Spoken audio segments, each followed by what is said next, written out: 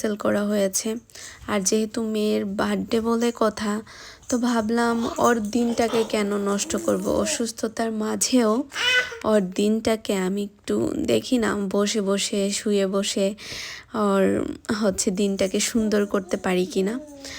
তো অনেক চেষ্টা করে আমি আর নাজমুল আস্তে আস্তে ধীরে ধীরে করে এই সব কিছু সাজাচ্ছিলাম, ডেকোরেশন করছিলাম।